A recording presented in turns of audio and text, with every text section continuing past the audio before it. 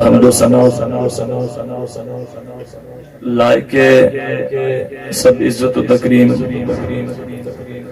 جمیع سامعین و ناظرین، خصوصاً سٹیج کی زینت میرے مسلک کے مقتدر علماء کرام، سناخانہ میں شیریں لسان، معزز سادات کرام، محترم المقام عزت مآب حضور پیر سید الطاف حسین شاہ صاحب،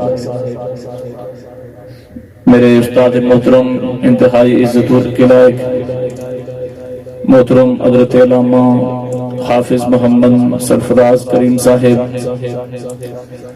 محترم حضور پیر سید حافظ کلیم حسین شاہ صاحب، آج کی اس بزم کو بڑی خوبصورتی کے ساتھ چلا رہے ہیں میرے بھائی محترم حضرت علامہ حافظ محمد اویس صاحب، حافظ محمد عرفان صاحب، قاری محمد آصف صاحب، حافظ محمد عمران صاحب، دیگر سناخانہ نے شیریں لسان جناب قاری شاہد رسول صاحب،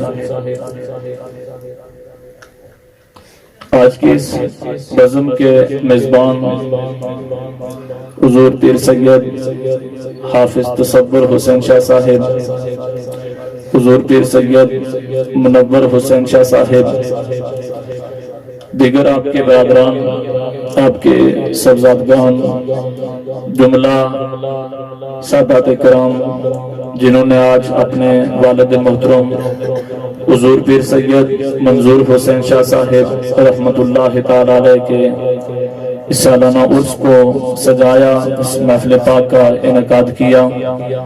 پاک پروردگار کی بارگاہ میں دعا ہے کہ خالق کائنات وحدہ لا شریک ذات ہمارا آنا مل بیٹھ کر اللہ اپنے حبیب کا ذکر سننا سنانا، اللہ اپنے محبوب اور پیارے بندوں کا ذکر اللہ سننا سنانا اپنی بارگاہ میں قبول و منظور فرمائے۔ اللہ تبارک و تعالی ایک ولی کامل کے وسیلہ سے ہم سب کی حاضری کو اپنی پاک و بلند بارگاہ میں قبول و منظور فرمائے۔ ایک بار محبت کے ساتھ کہیں سبحان اللہ۔ حضور پیر سید منور حسین شاہ صاحب جملہ آپ کے برادران نے اپنے والد محترم کے سالانہ عرس سے پاک کر آپ کو بھی یہاں بلایا، مجھے بھی یہاں بلایا۔ شکر گزار ہیں ان کے کہ ایک ولی کامل کی بارگاہ میں حاضری کا شرف حاصل ہوا۔ سے تو خراب ہے تقریباً کل پرسوں کی، اتنے سے اجازت نہیں دیتی، لیکن پھر بھی انشاءاللہ میں حاضر ہوا سید منور حسین شاہ صاحب کے حکم پر، اور انشاءاللہ میں تھوڑی ہی دیر آپ کے درمیان اور دعا کے درمیان حاضر رہوں گا۔ اتنی دیر میں آپ احباب سے گزارش کروں گا کہ آپ نے بیٹھنا ہے، بیدار ہو کے بیٹھنا ہے۔ کیا کرنا ہے؟ بیدار ہو کے بیٹھنا۔ جتنا آپ بیدار ہو کے بیٹھیں گے ماشاءاللہ اور سبحان اللہ کے ساتھ آپ میرے الفاظ کو لٹائیں گے، میرے الفاظ کا جواب دیں گے، تو انشاءاللہ تھوڑا ہی وقت ہوگا اور انشاءاللہ اس وقت میں کوشش کریں گے کہ آپ کو کچھ نہ کچھ نصیب ہو جائے، پلے پڑ جائے۔ اس لیے کہ ہم آج ایک مومن بندے کی عرس پاک میں شریک ہیں۔ واپس سے کہیں سبحان اللہ۔ گفتگو میری شروع ہے، میں نے کیا کہا کہ ایک مومن بندے کے عرس پاک میں شریک ہیں۔ میرے کریم آقا رحمت کونین نبی صلی اللہ علیہ وآلہ وسلم اپنے کاشانہ نبوت سے باہر نکلے، مدینہ کی گلی سے جا رہے ہیں، آگے ایک صحابی رسول ہے، نام ہے حضرت زید۔ کیا نام ہے؟ حضرت زید۔ ابتدان ایک روایت عرض کرنے کے بعد آگے چلوں گا۔ میرے لجپال نبی رحمت کونین صلی اللہ علیہ وآلہ وسلم نے اپنے غلام سے، اپنے صحابی سے پوچھا، اے میرے صحابی کیف اصبحت، اے صحابی تو نے صبح کس حال میں کی ہے؟ اے میرے غلام تو نے صبح کس حال میں کی ہے؟ میں نے کہا کہ ایک بندہ مومن کی عرس پاک میں ہم شریک ہیں، اور بندہ مومن کا بڑا مقام ہوتا ہے، بندہ مومن کی بڑی شان ہوتی ہے۔ میرے کریم آقا پوچھتے ہیں، اے زید بتا تو نے صبح کس حال میں کی ہے؟ تو حضرت زید عرض کرتے ہیں، آقا میں نے صبح اس حال میں کی ہے کہ میں پکا مومن ہوں۔ کیا ہے میں پکا مومن ہوں، اس حال میں نے صبح کی ہے۔ تو میرے آقا حضور نے ارشاد فرمایا اے زید، دعوے کے لیے کوئی نہ کوئی دلیل ہوتی ہے، تیرے اس دعوے کی دلیل کیا ہے کہ تو نے صبح اس حال میں کی ہے کہ تو پکا مومن ہے؟ تو حضرت زید کہتے ہیں یا رسول اللہ صلی اللہ علیہ وسلم، میں نے اس لیے کہا کہ میں پکا مومن ہوں کہ میرا دل دنیا سے سرد ہو چکا ہے، میرا دل دنیا سے اٹھ چکا ہے، میں دنیا سے بے رغبت ہو چکا ہوں۔ اب یہ دنیا کی آسائشیں، اب یہ دنیا کی رنگینیاں، اب یہ دنیا کی چمک مجھے اچھی نہیں لگتی۔ آقا دن کو روزہ رکھتا ہوں، رات کو رب کی بارگاہ میں قیام کرتا ہوں، آقا دن کو روزہ رکھتا ہوں، رات کو رب کی بارگاہ میں قیام کرتا ہوں۔ یا رسول اللہ صلی اللہ علیہ وسلم، میری نگاہ کا کمال یہ ہو چکا ہے، یا رسول اللہ میں چاہتا ہوں نگاہ اٹھاتا ہوں، میری نگاہ ساتوں آسمانوں کو چیر کے اوپر دیکھتی ہے، اوپر کیا ہو رہا ہے؟ آقا میری نگاہ کا کمال یہ ہو چکا ہے، آقا میں نے اس حال میں صبح کی ہے، ارے میں نے جب دنیا سے منہ کو موڑا ہے، ارے جب میں نے دنیا سے بے رغبتی اختیار کی ہے، میں نے اس دنیا کے رنگینیوں سے اپنے آپ کو جدا کر لیا ہے، آقا میری نگاہ کا کمال یہ ہو چکا ہے، آقا میں نگاہ اٹھاتا ہوں، ساتوں آسمانوں کے اوپر میری نگاہ جاتی ہے، آقا میں اپنی نگاہوں سے قیامت کو قائم ہوتا ہوا دیکھتا ہوں۔ یا رسول اللہ صلی اللہ علیہ وسلم، میں بعد از قیامت ان لوگوں کو دیکھتا ہوں جو جنت میں جا رہے ہیں، ان کو بھی دیکھتا ہوں جو جہنم میں جا رہے ہیں۔ آقا میں ان لوگوں کو بھی دیکھ رہا ہوں جو جنت میں جا رہے ہیں، کیا کر رہے ہیں؟ جنت میں جا رہے ہیں۔ آقا میں اپنی نگاہ کے ساتھ ان کو بھی دیکھ رہا ہوں، آقا میں ان لوگوں کو بھی دیکھ رہا ہوں جو جہنم کی طرف جا رہے ہیں۔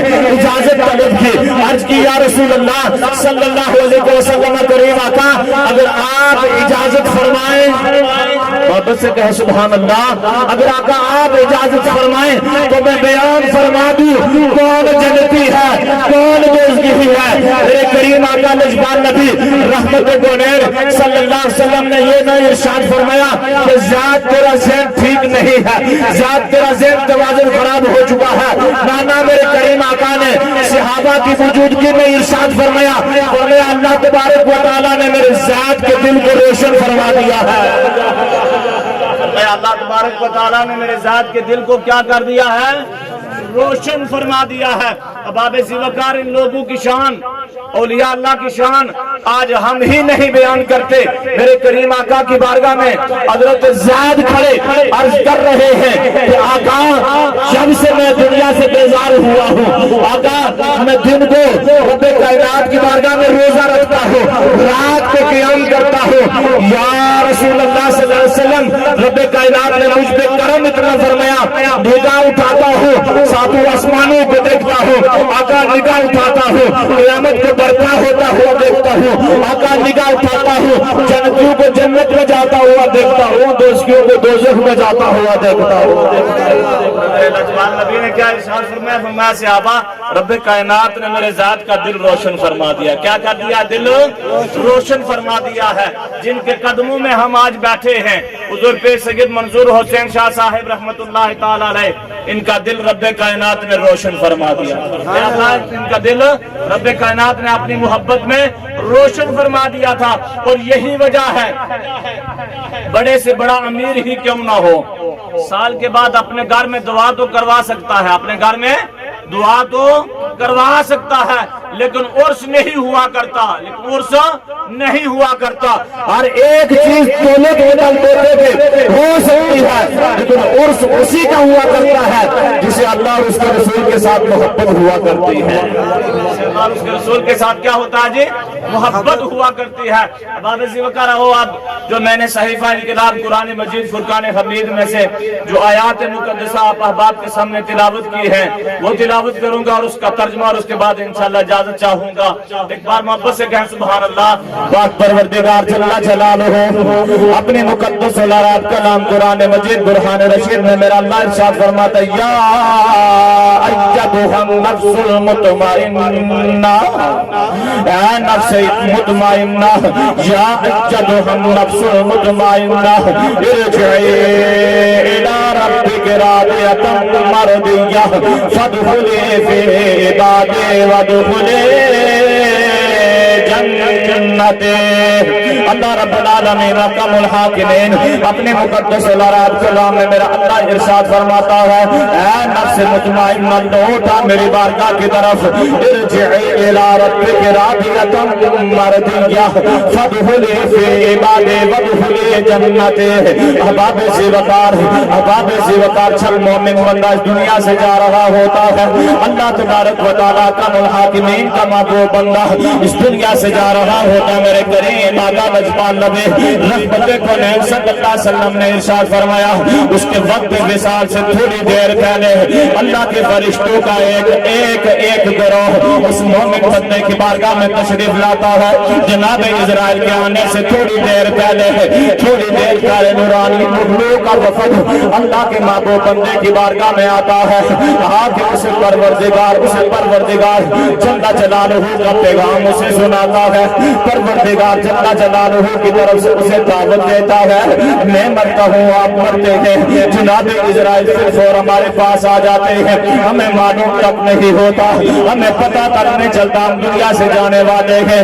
جناب اسرائیل آ کر ہماری موت کے نبض پہ آ کے ہاتھ رکھتے ہیں، ہمیں پتہ چلتا ہم اس دنیا سے جا رہے ہیں، لیکن اللہ کے ولی کی شان یہ ہوا کرتی ہے، اللہ کے محبوب کی شان یہ ہوا کرتی ہے، اللہ کے کامل کی شان یہ ہوا کرتی ہے، اللہ کے محبوب بندے کی شان یہ ہوا کرتی ہے۔ میرے کریم آقا لجپال نبی رحمت کونین صلی اللہ علیہ وسلم نے ارشاد فرمایا بغیر جنس کی تخصیص و تعین کے چاہے مرد ہو یا عورت ہو، لیکن شرط یہ ہے کہ پروردگار جل جلالہ کا محبوب بندہ ہو، شرط یہ ہے کہ پروردگار جل جلالہ کے محبوب بندے ہو، رب کائنات کو راضی کرنے والا شخص ہو۔ میرے کریم آقا رحمت کونین صلی اللہ علیہ وسلم نے ارشاد فرمایا اس کے وقت وصال سے تھوڑی دیر پہلے تھوڑی دیر کے بعد جناب اسرائیل نے نورانی قافلے کے ساتھ اسے لے کے دنیا سے لے کے جانے والے